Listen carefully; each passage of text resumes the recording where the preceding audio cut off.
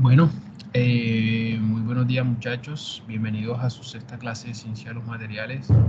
Esta clase vendría siendo la última del corte y en esta vamos a estar hablando de los últimos ensayos que podemos realizar, o bueno, de los últimos ensayos que vamos a ver en este curso, porque efectivamente hay más, para determinar algunas propiedades mecánicas de los materiales. Específicamente vamos a hablar de la propiedad de fatiga y vamos a hablar de la propiedad de termofluencia, haciendo énfasis en que la fatiga es aquella falla que tienen los materiales debido a un esfuerzo cíclico o un esfuerzo constante que se le está aplicando. Y la termofluencia, pues básicamente es el análisis de cómo influye una variable externa, en este caso la temperatura, en la resistencia que tiene un material. Además de eso, cabe resaltar que voy a enviarles un taller en el transcurso de la mañana en el que ustedes podrán hacer práctica de lo que aprendieron acerca de los diferentes ensayos, exceptuando el ensayo de tensión, pues que ya lo evaluamos en el taller anterior, cuyas notas también estaré entregando en el transcurso de la mañana. Entonces, para iniciar con fatiga, estas imágenes que traje acá a colación, las traje para ilustrar el concepto en el que la fatiga es la falla que tiene un material debido a un esfuerzo repetitivo que puede estar por encima o por debajo de la resistencia a la fluencia, recordando que la resistencia a la fluencia es aquella resistencia máxima que puede, aquel esfuerzo de tensión máximo que puede resistir un material, ¿no? Los materiales con los que están hechos estos dispositivos, como por ejemplo este celular, esta moto o estos carros, con el tiempo empiezan a fallar. Es decir, todos los materiales que tienen todos los dispositivos están programados o tienen una vida útil. Por ejemplo, si usted compra un celular y lo empieza a cargar todos los días, con el tiempo la batería se le va a dañar en su defecto, inclusive el conector de donde va el cargador a la carga o pin de carga que se conoce, debido al uso constante, ¿cierto? Al uso constante o al uso repetitivo de este. Si por ejemplo usted y yo compramos el mismo celular y usted lo carga todos los días y yo cada 2 días, pues es bien sabido que la batería primero se le dañaría a usted o el pin de carga a usted, que a mí, que lo uso menos, ¿no? En este caso la moto, toda la moto está compuesta por diferentes partes o diferentes piezas que tienen diferentes materiales como acero, hierro, platino, etcétera. Y con el tiempo todas esas piezas también empiezan a fallar. Es decir, eh, por eso no es recomendable comprar de pronto vehículos de segunda, ya que cuando de pronto se le daña una pieza, usted la cambia y luego una vez la cambia, otra pieza empieza a molestar. Eso quiere decir que después de que ya las piezas hayan cumplido su vida útil, pues todas las piezas empiezan a molestar para que la persona las pueda cambiar, ¿no? Lo mismo sucede con el carro. Cuando usted compra el carro, normalmente las piezas o las piezas de las que está compuesto un carro empiezan a fallar o tienen un tiempo de vida de alrededor de 5 años, por lo que pues más o menos esa es la garantía que tiene usted al comprar un carro, ¿no? De 5 años. Después de ese tiempo, las piezas de, del carro empiezan a fatigarse, es decir, empiezan a fallar debido a los esfuerzos repetitivos a los que se somete durante el uso del carro y pues empiezan a pedir cambios, ¿no? En este caso, nuevamente repitiendo el concepto de fatiga, es la falla que tiene debido a un esfuerzo cíclico repetitivo o un esfuerzo constante por su uso, ¿no? Esta parte de fatiga quizás también es uno de los criterios importantes de diseño en estos momentos en las industrias. Nosotros estamos viendo cada vez una tendencia a que los productos duren menos tiempo. De hecho, el tiempo de vida de un celular es de 2 años. Y si recordamos el tiempo de vida de celulares antiguos, como el Nokia 1100 o el Siemens A56 o el Motorola C115, sus celulares, pues el tiempo de vida era muchísimo mayor, ¿no? Inclusive aún todavía vemos esos celulares en algunas partes. Es natural porque pues si las empresas realizan productos que duren mucho tiempo, pues sus ventas van a disminuir, ¿no? Porque pues, tendríamos que comprarlos en un tiempo mucho más prolongado. La posibilidad de una falla por fatiga es la razón principal de que los componentes de la mayoría de equipos tengan una vida finita, porque eso ya lo habíamos mencionado, ¿no? ¿Cómo nosotros podríamos reconocer una fatiga o cuál es el mecanismo de fatiga? Es decir, cómo se da la fatiga. Si nosotros imaginamos esta pieza que tenemos acá, ¿cierto? Supongamos que esta pieza que tenemos acá la usamos para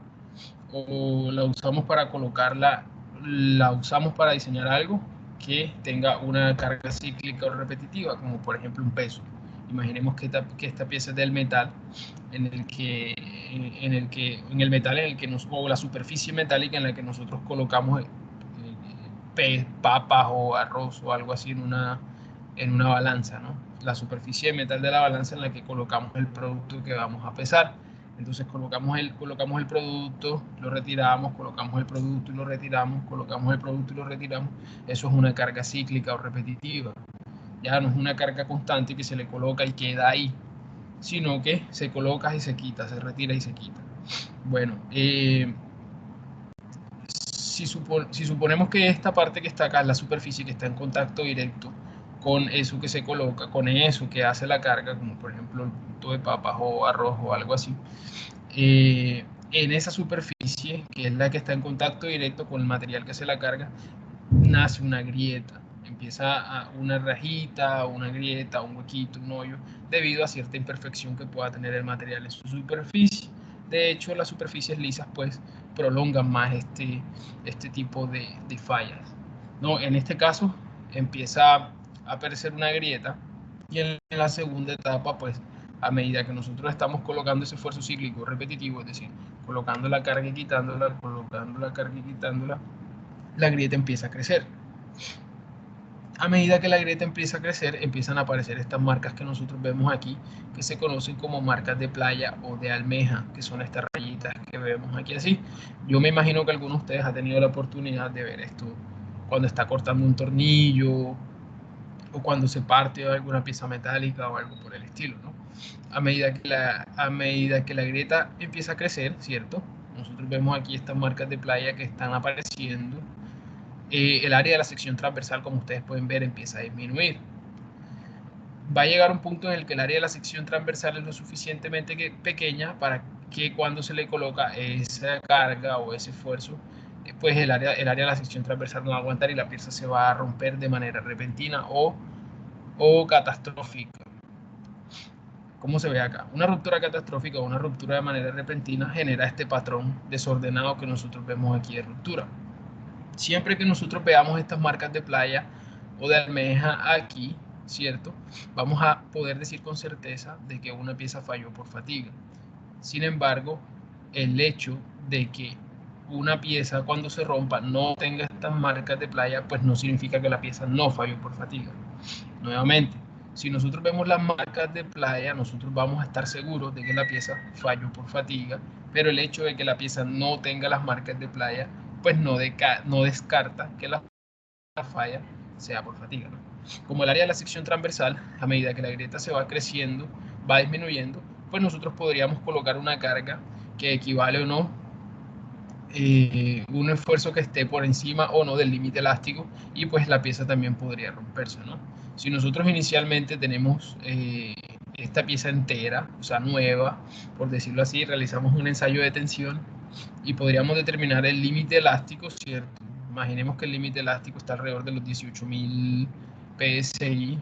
Pues a medida que nosotros, cuando ya la grieta empieza a crecer, el área de la sección transversal va bajando, ¿cierto? Y es posible que cuando el área de la sección transversal sea tan pequeña, nosotros apliquemos un esfuerzo por debajo del límite elástico y la pieza también se pueda romper. Bueno, esto que está acá es una micrografía de más o menos cómo se ve una grieta, una ruptura por fatiga, ¿no? Ahí vemos claramente las marcas de playa o de almeja y también vemos en una sección de esta pieza una ruptura catastrófica, ¿no? Una ruptura repentina. Cuando nosotros nos referimos a fatiga, normalmente estamos hablando de materiales metálicos y poliméricos, ya que en los materiales cerámicos, pues nosotros sabemos que ellos no son muy resistentes a esfuerzos de tensión. De hecho, los materiales cerámicos no se utilizan dentro de diseños que involucren una carga cíclica o repetitiva, sino más bien una carga constante. Es decir, que se le coloque la carga y no se le retire como por ejemplo las repisas o como por ejemplo las columnas de concreto. Pues nosotros sabemos que el concreto o el cemento es un material cerámico, ¿no? En este caso, nosotros sabemos que los materiales cerámicos, si recordamos lo del camión parado en las 4 tazas de café, sabemos que los materiales cerámicos no son muy buenos soportando esfuerzos de tensión, pero sí son muy buenos soportando esfuerzos de compresión. En este caso, una carga constante pues, es un esfuerzo de compresión y los materiales cerámicos se diseñan para eso, ¿no? En los materiales poliméricos, pues a medida que nosotros estamos colocando y quitando la carga, colocando y quitando la carga, puede ocurrir que las grietas, o sea, en el espacio, en las puntas donde aparecen las grietas, ocurre un calentamiento local en esa zona y vamos a ver cómo el material se va deteriorando, por decirlo así, o cómo va a fallar por mecanismos conocidos como fatiga y termofluencia, ¿no? O sea, vamos a ver como una mezcla de las dos fallas, o de las dos maneras de cómo puede fallar ese material, por fatiga o por termofluencia, y pues más adelante vamos a definir la termofluencia como es, ¿no? Bueno, esto que está acá es el espécimen que nosotros vamos a colocar en un equipo para realizar un ensayo de fatiga, es más o menos de esta manera. Nosotros vamos a medir L, lo cual lo vamos a tomar como la longitud del espécimen. De hecho, L simboliza la longitud desde esta pared de donde se coloca el espécimen hasta donde se coloca esta fuerza, ¿cierto? Pero nosotros vamos a tomar L como si fuera la longitud del espécimen. Así vamos a definir L. L es la longitud del espécimen, D vendría siendo entonces el área de la sección transversal. Recuerden que el área de la sección transversal de un cilindro vendría siendo pi cuarto por diámetro al cubo, ¿no? En este caso ese diámetro vendría siendo este que está acá, y este L medio pues nosotros no lo vamos a tener en cuenta. Y esa piecita que acabamos de ver es esta probeta, ¿cierto? Que está aquí, que dice probeta, y esto que vemos acá es una representación esquemática de una viga rotatoria o voladizo, el cual es el equipo que utilizamos para hacer un ensayo de fatiga. ¿En qué consiste un ensayo de fatiga? Básicamente esa probeta la vamos a montar aquí en este equipito, y esto que está acá, y esto que está acá, y esto que está acá, tienen esa probeta, ¿no? Entonces, montamos la probeta y con esto que está acá vamos a ejercer un esfuerzo de compresión, es decir, vamos a presionar la probeta.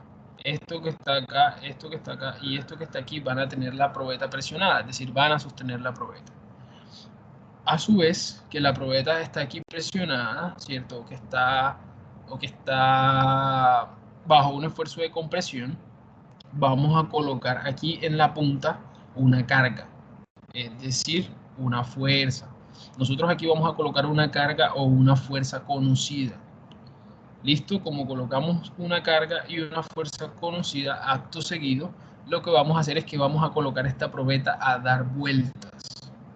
Y esto que está acá es un contador de vueltas que pues obviamente te va a contar cuántas vueltas da la probeta. Entonces a una carga conocida, bajo un esfuerzo de compresión que aquí está presionada, y cuando colocamos esta carga acá estamos ejerciendo un esfuerzo de tensión también, es decir que la probeta va a estar sometida a un esfuerzo tanto de tensión como de compresión, la vamos a poner a dar vueltas hasta que la probeta se parta, es decir, hasta que la probeta no resista y se reviente. Cuando la probeta se reviente, pues ya vamos a tener el número de vueltas aquí. Eso es un ensayo de fatiga. Vamos a colocar una carga conocida, vamos a colocar la probeta dentro del equipo y vamos a colocar a la probeta a dar vueltas hasta que se rompa. Como la pieza está sujeta a un ensayo de compresión y a un ensayo de tensión a la vez, pues el gráfico de esfuerzo va a ser un gráfico de tipo senoidal. De hecho, si miramos acá abajo, más o menos cómo es el esquema del esfuerzo, ¿no? La parte, esta es la parte inicial, ¿no? Esto es como antes de arrancar la prueba, ¿cierto?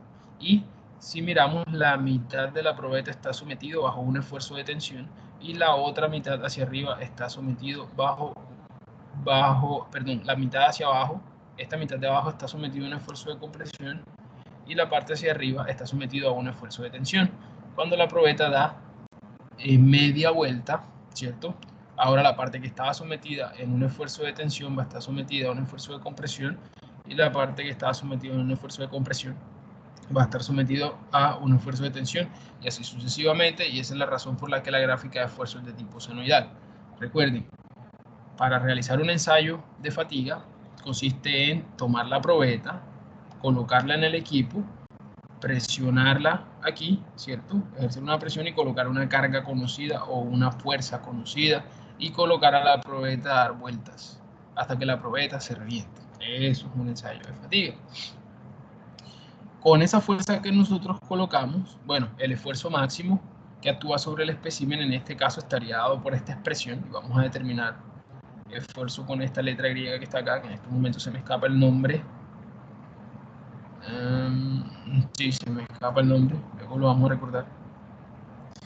Y el esfuerzo vendría dado como 32 por m sobre pi por diámetro al cubo, donde m vendría siendo el momento de flexión en la sección transversal. Pero para nuestro interés, m vendría siendo igual a la fuerza, esa conocida que nosotros estamos aplicando, esa fuerza de aquí, multiplicado por la longitud de la probeta, por el largo de la probeta, sobre 2. Entonces, si nosotros, bueno, vendría siendo el diámetro del espécimen, este de que está acá, ¿no? Este debería estar aquí arriba. Si nosotros tomamos m, que es igual a f por l sobre 2, y lo metemos en esta expresión que está acá, vamos a tener como resultado que la resistencia o el esfuerzo máximo al que se somete el espécimen estaría dado por 16 por la fuerza, aquella conocida, por la longitud de la probeta sobre pi, que es 3,1416 aproximado, por diámetro al cubo, ¿no? Esto nosotros lo podríamos seguir simplificando si nosotros tomamos 16 y lo dividimos sobre pi y finalmente nos quedaría 5.09 por f por l sobre diámetro al cubo, donde L es la longitud de la probeta, F es aquella carga que nosotros conocemos y D es el diámetro. ¿Listo? Entonces, si nosotros aplicamos una fuerza conocida y con esa fuerza conocida calculamos la resistencia y colocamos a la probeta a dar vueltas y la probeta se rompe y tomamos el número de vueltas, es decir, si nosotros graficamos el esfuerzo máximo que viene a partir de la fuerza conocida versus el número de ciclos o el número de vueltas, nosotros vamos a tener un gráfico conocido como el gráfico de Böhler, ¿cierto? En el que el esfuerzo se grafica en función del número de ciclos a la falla. Un gráfico de Böhler, un ejemplo del gráfico de Böhler es el que voy a mostrar a continuación.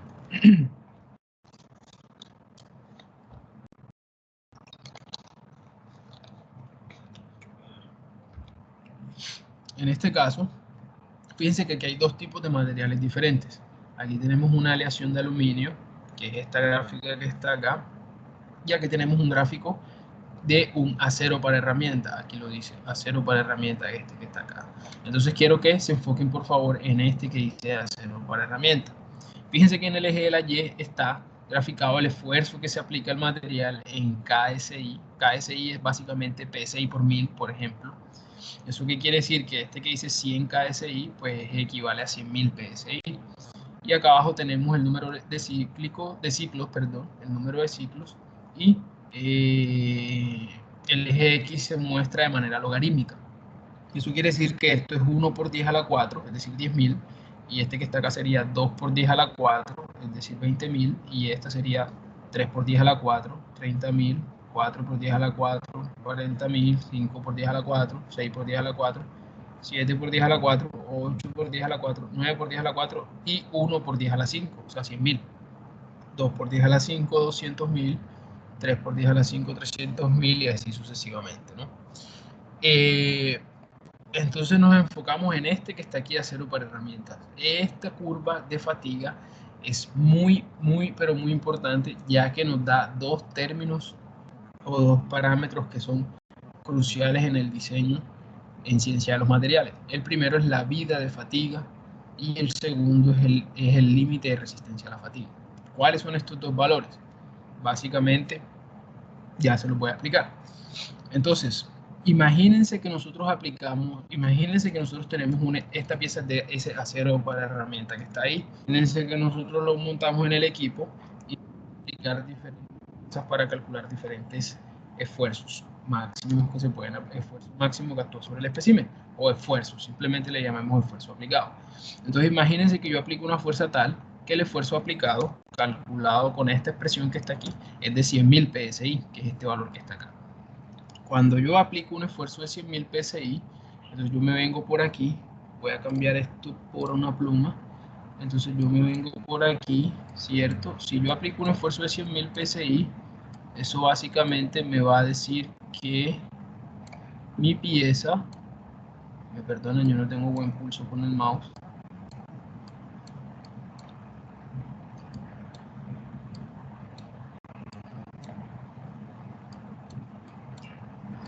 Entonces, si yo aplico un esfuerzo de 100.000 PSI sobre mi pieza va a dar un total de 1 por 10 a la 4, 2 por 10 a la 4, 3 por 10 a la 4, 4 por 10 a la 4, y esto es 5 por 10 a la 4.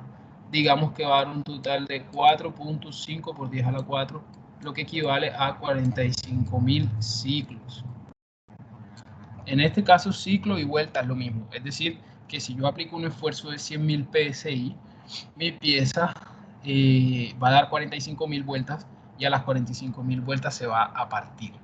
¿Listo?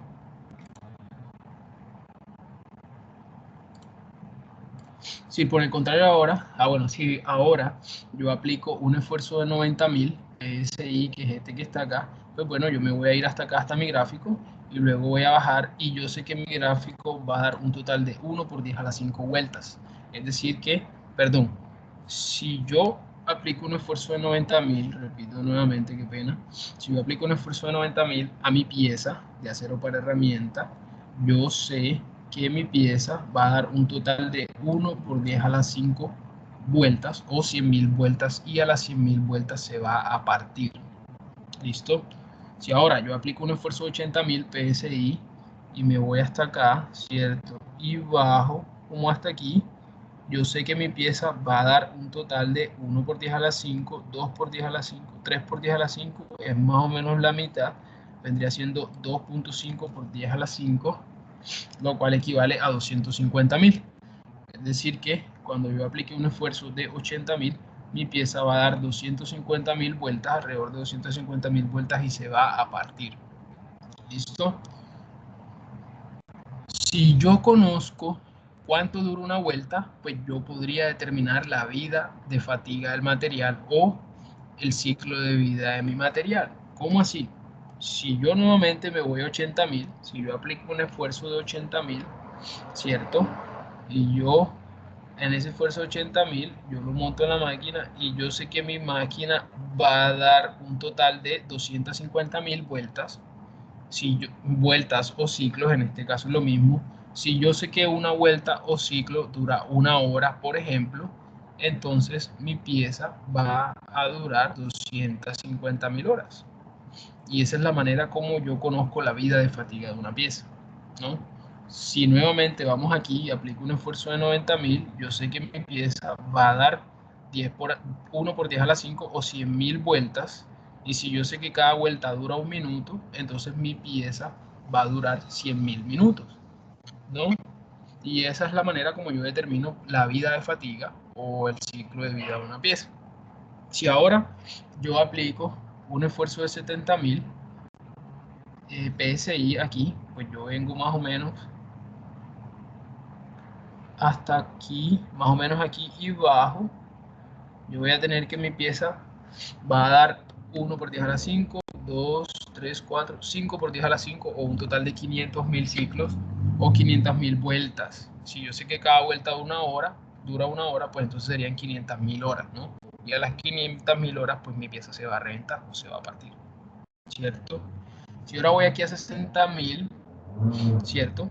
Si ahora yo voy aquí a 60.000 PSI, yo aplico un esfuerzo de 60.000 PSI, pues yo finalmente voy a determinar que mi pieza va a dar un total de 1 por 10 a la 6, 2 por 10 a la 6, 3 por 10 a la 6. 10 a la 6 es 1.000.000, 3 por 10 a la 6 son 3 millones de vueltas o 3 millones de ciclos.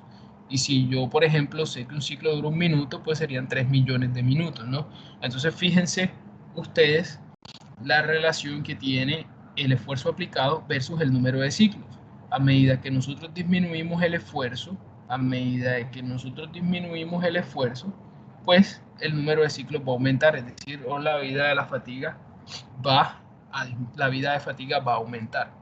Si disminuimos el esfuerzo, la vida de fatiga va a aumentar. En términos más claros, si nosotros entre menos usemos las cosas, pues más van a durar, ¿no? Ahora, quiero que miren una cosa. Si nosotros aplicamos, por ejemplo, un esfuerzo por debajo de 60.000, ¿cierto? Y empezamos a irnos a la derecha, ¿con qué nos vamos a encontrar? Nos vamos a encontrar con que nunca vamos a tocar la línea del acero para herramienta. O sea, es decir, nunca nos vamos a encontrar o vamos a interceptar esta línea que está acá. Y por eso, pues nosotros no podríamos determinar esto, tendería teóricamente al infinito.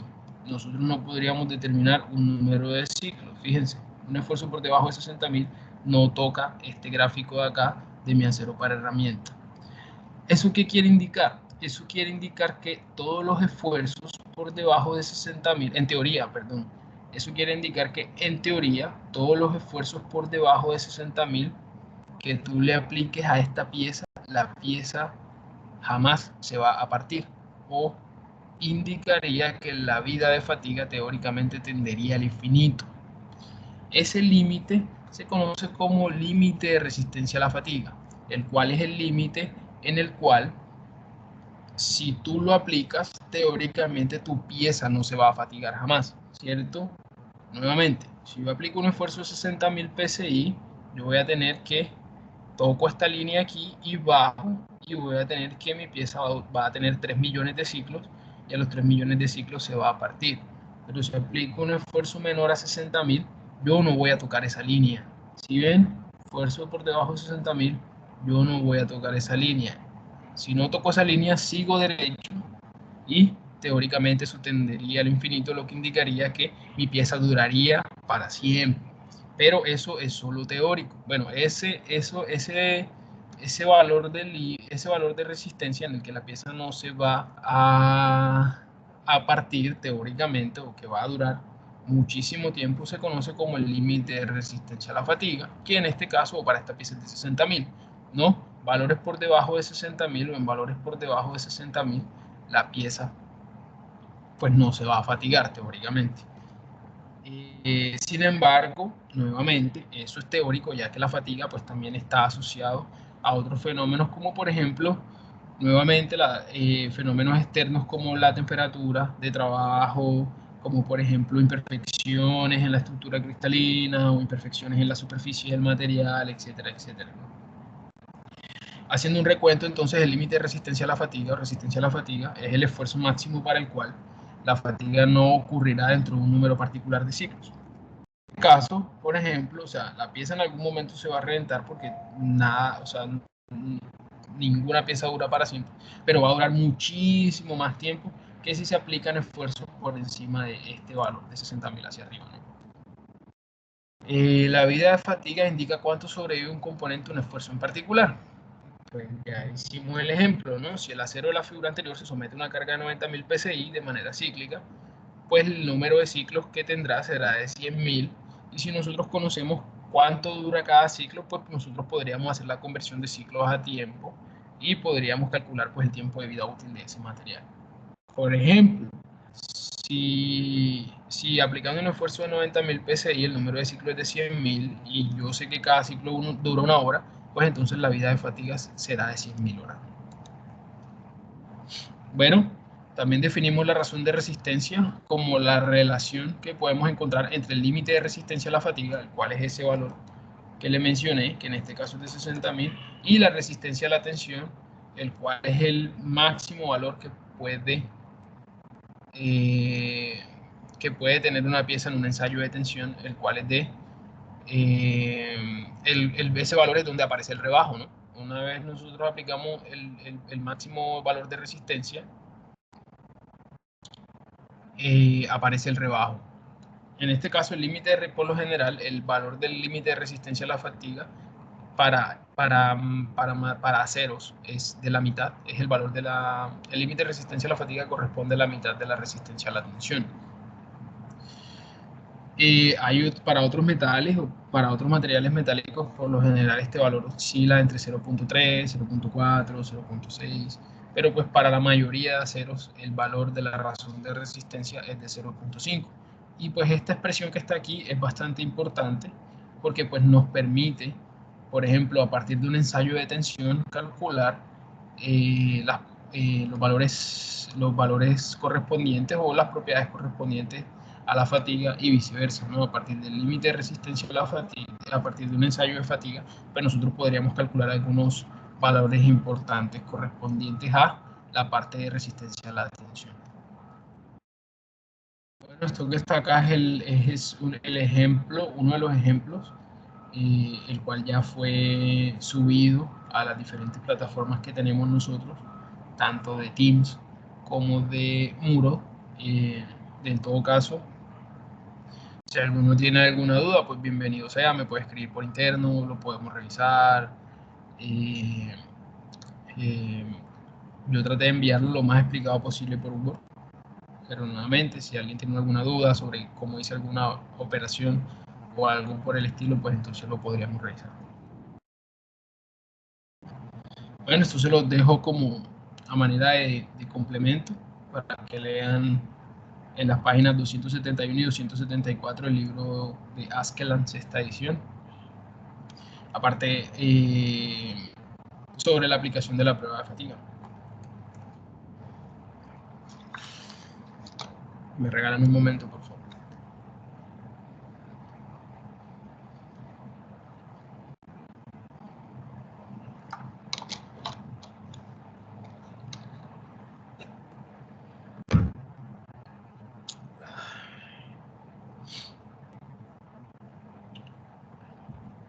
Bueno, muchachos, un ensayo de termofluencia básicamente se conoce, un ensayo de termofluencia básicamente lo que dicta es, o lo que se trata de lo que se trata de obtener de un ensayo de termofluencia es básicamente cómo afecta alguna propiedad externa, en este caso la temperatura, cómo afecta la temperatura a algunas propiedades de los materiales, como por ejemplo la resistencia a la tensión, etcétera, ¿no? La termofluencia básicamente hace referencia a una deformación bajo una carga constante, es decir, bajo una carga que se aplica y no se retira, a temperaturas más altas que la temperatura ambiente, ¿no? Un ensayo de termofluencia es análogo, es más o menos como un ensayo de tensión, solo que a una temperatura bastante diferente. Esta variable es importante, ya que nosotros efectivamente habíamos hablado en muchísimas ocasiones, hemos mencionado que algunos agentes externos o parámetros externos pueden influenciar en la propiedad de los materiales. No es lo mismo trabajar, no es lo mismo diseñar un material para trabajar en condiciones atmosféricas difíciles, como por ejemplo 43 grados centígrados en una mina de carbón, o para trabajar en propiedades, o para trabajar en temperaturas bastante bajas, como por ejemplo menos 30 grados centígrados, lo cual es un invierno por lo general en Canadá, en algunas partes de Canadá, menos 40 en Rusia, etcétera, etcétera, ¿no? De hecho, esta es una de las razones por las que el Titanic se hundió y una de las razones por las que se atribuye la falla del casco del barco es que las aguas por las que iba navegando en ese momento estaban con varios grados bajo cero, y a esas temperaturas bajo cero, pues el acero del que estaba hecho el casco es bastante frágil, ¿no? Se comporta como quebradizo, y esa es la razón por la que pues, no resistió el impacto con el iceberg y pues falló y entró el agua, y pues ya ustedes conocen el resto de la historia, ¿no? La difusión o el deslizamiento o ascenso de algunas dislocaciones es la que realmente contribuye a la termofluencia de los materiales mecánicos. Es decir, la termofluencia básicamente está, bueno, la falla de un material por termofluencia básicamente está asociado al movimiento de los átomos dentro de la estructura cristalina, a la formación de dislocaciones, ya sean puntuales, de línea o superficiales, que ya nosotros de las que hablamos en el primer corte, en la última clase del primer corte. Bueno, un material puede fallar por termofluencia de diferentes maneras, ¿no? Nuevamente, ¿no? La termofluencia es básicamente un ensayo en el que nosotros le aplicamos una carga constante al material, es decir, le aplicamos la carga y se la dejamos a un material previamente calentado. Le aplicamos la carga y se la dejamos y miramos cómo se va deformando con respecto al tiempo, ¿no? Podemos tener diferentes fallas por termofluencia. Podemos tener fallas dúctiles recordando nuevamente que la ductilidad es la capacidad que tiene un material para deformarse sin romperse, y podemos tener fallas quebradizas en las cuales el material pues no se deforma, sino que se quiebra. Bueno, de hecho el quebrarse es una manera de deformarse, pero sino que no fluye sin romperse, sino que finalmente se termina quebrando, ¿no? Estas son las diferentes maneras en las que puede fallar un material por termofluencia. Bueno, para hacer un ensayo de termofluencia, básicamente es aplicar un esfuerzo constante, es decir, un esfuerzo que se aplica y se deja a un espécimen calentado o una pieza calentada, y una vez se le aplique la fuerza, pues este material va a empezar a deformarse, ¿no? De manera elástica hasta cierto punto en el que el material se rompe, pero sí empieza a deformarse de manera elástica una cierta cantidad. Esa cantidad la vamos a llamar el epsilon sub 0, ¿no? Lo que se hace normalmente es que esta deformación se termina graficando en función del tiempo y así se obtiene una curva de termofluencia, que imagino yo en la curva que tenemos aquí en esta diapositiva. Entonces, en este caso tenemos pues la deformación en el eje de la Y graficado en función del tiempo, ¿no?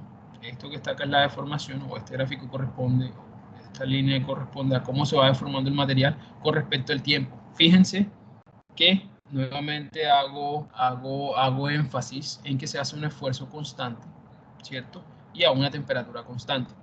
Es decir, si yo tengo un acero y le quiero hacer mi ensayo de termofluencia, yo tengo la pieza y, por ejemplo, la caliento a 60 grados centígrados y aplico el ensayo, ¿no? Lo aplico un esfuerzo constante, es decir, un solo valor de esfuerzo. Listo. Si yo quiero, o sea, si yo varío la temperatura de mi pieza, ya este gráfico no me sirve. Tendría que hacer un gráfico diferente. O si yo aplico un esfuerzo diferente, este gráfico tampoco me serviría. Tendría que hacer un gráfico diferente. O sea, este gráfico es para una pieza que tiene una temperatura constante, por ejemplo, que se calentó a 100 grados y ya la temperatura no puede variar.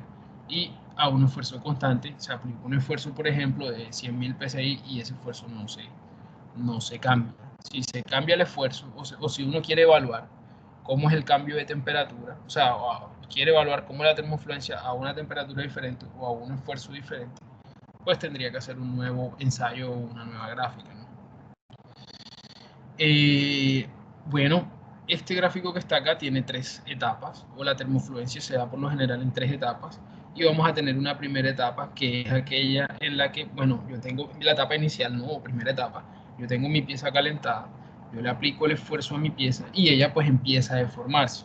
La deformación, nosotros ya de antemano sabemos que está asociada al movimiento de los átomos de la estructura cristalina hacia ya sean a la formación de vacantes o a la ubicación de esos átomos en los intersticios o en los espacios intersticiales, ¿cierto?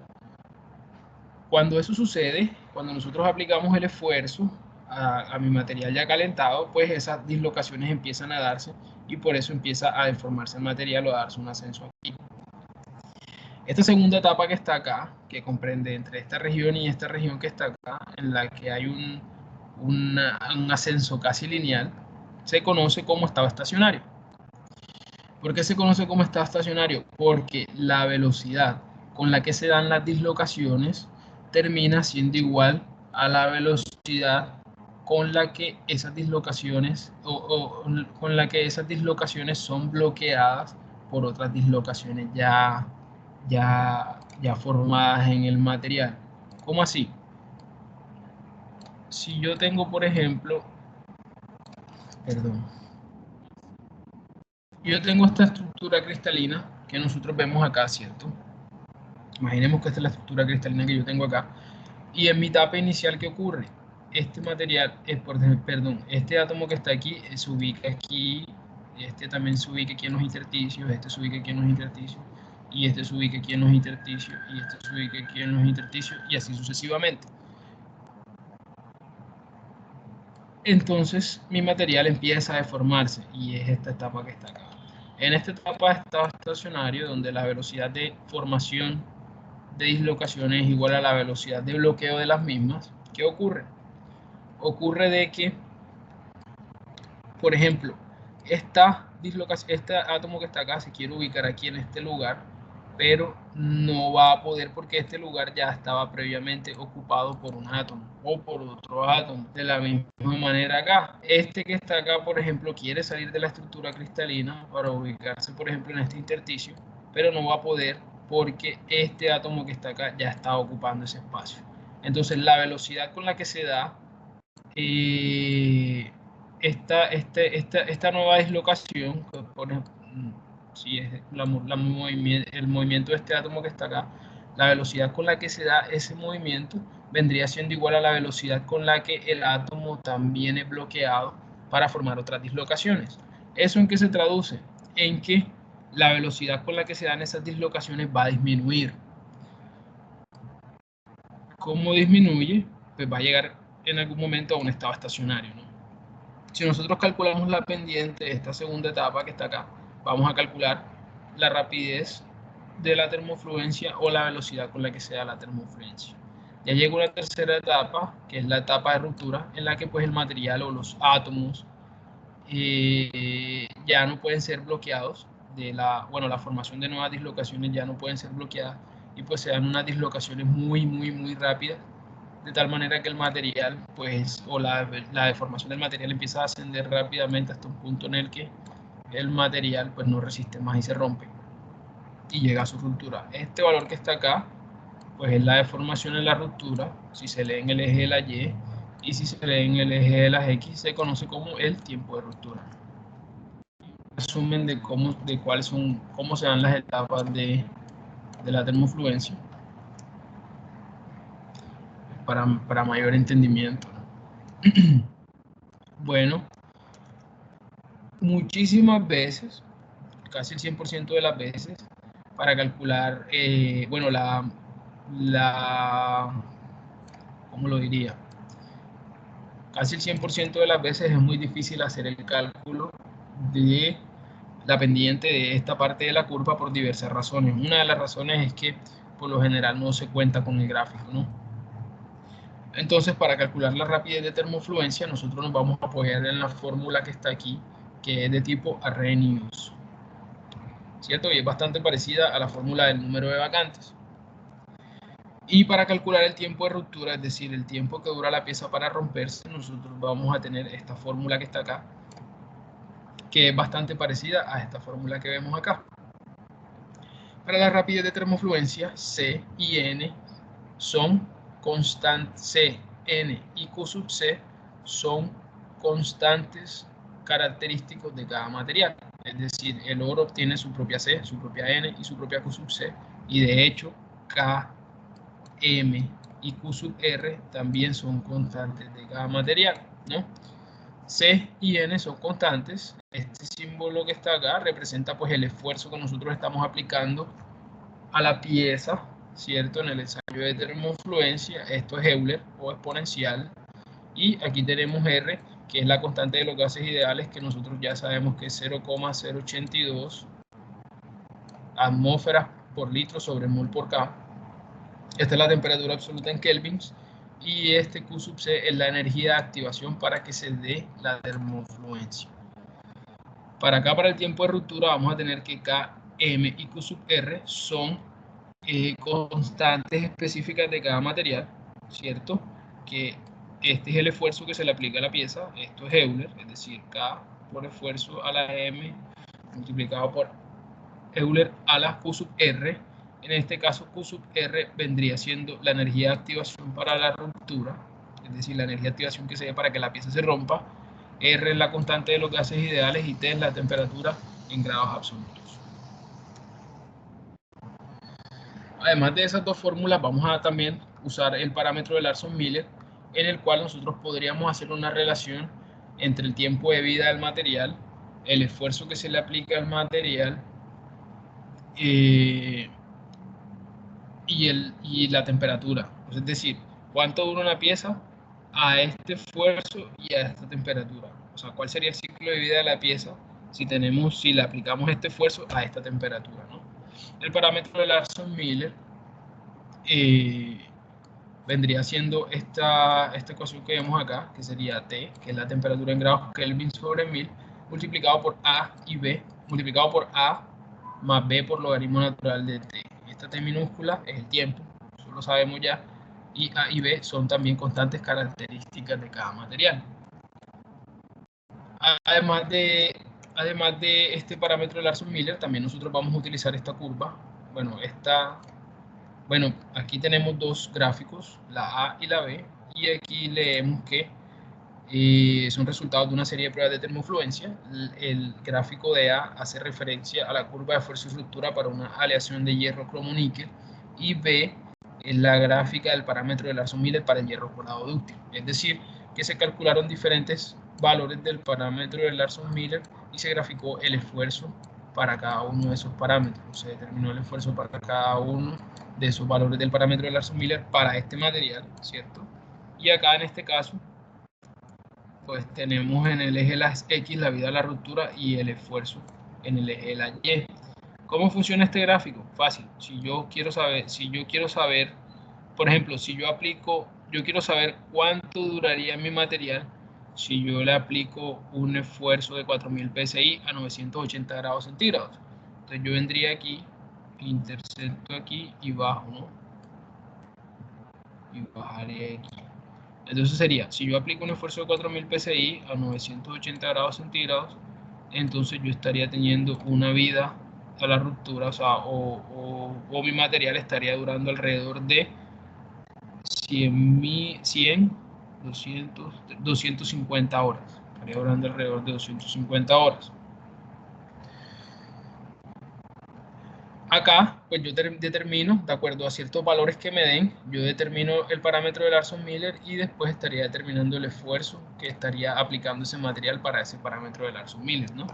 El ejemplo 7,14 pues ilustra un poco más el uso del parámetro de Larson-Miller y también el uso de la expresión de Larson-Miller y estas ecuaciones de tiempo de ruptura y rapidez de termofluencia pues las vamos a utilizar en el siguiente. Este ejemplo, el 714 dice: diseña una cadena de hierro colado dúctil para operar en un horno utilizado para la cocción de ladrillos cerámicos. La cadena se utilizará por 5 años a 600 grados centígrados con una carga aplicada de 5.000 libras.